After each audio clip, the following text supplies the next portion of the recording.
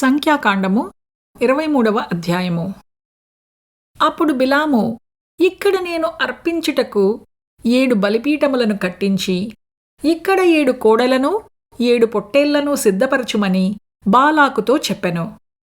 బిలాము చెప్పినట్లు బాలాకు చేయగా, బాలాకును బిలామును ప్రతి బలిపీఠము మీద 1 కోడెను 1 పొట్టేలును దహనబలిగా అర్పించిరి. మరియు బిలాము బాలాకుతో, బలిపీఠము మీది నీ దహనబలి యొద్ద నిలిచియుండుము, నేను వెళ్ళెదను.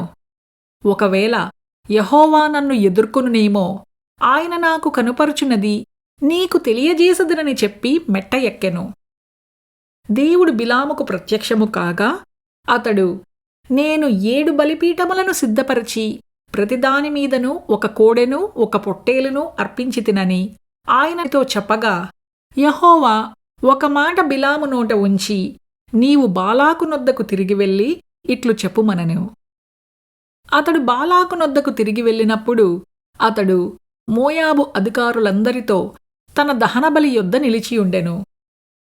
అప్పుడు బిలాము ఉపమానరీతిగా ఇట్లనెను, అరాము నుండి బాలాకు తూర్పు పర్వతముల నుండి మోయాబు రాజు నన్ను రప్పించి, రమ్ము, నా నిమిత్తము యాకోబును శపింపుము, రమ్ము, ఇజ్రాయిలును భయపెట్టవలనని అనెను.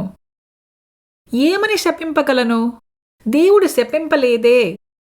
ఏమని భయపెట్టగలను? దేవుడు భయపెట్టలేదే. మెట్టల శిఖరము నుండి అతని చూచుచున్నాను, కొండల నుండి అతని కనుగొనుచున్నాను.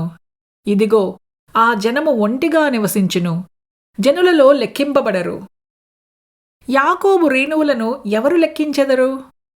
ఇజ్రాయేలు 4వ పాలును ఎవరు లెక్కపట్టగలరు? నీతిమంతుల మరణము వంటి మరణము నాకు లభించునుగాక, నా అంత్యదశ వారి అంతము వంటిదగునుగాక అనెను.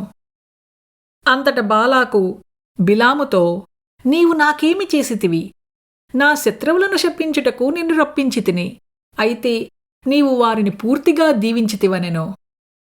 అందుకు అతడు, యెహోవా నా నోట ఉంచిన దాని నేను శ్రద్ధగా పలకవద్దా అని ఉత్తరమిచ్చెను.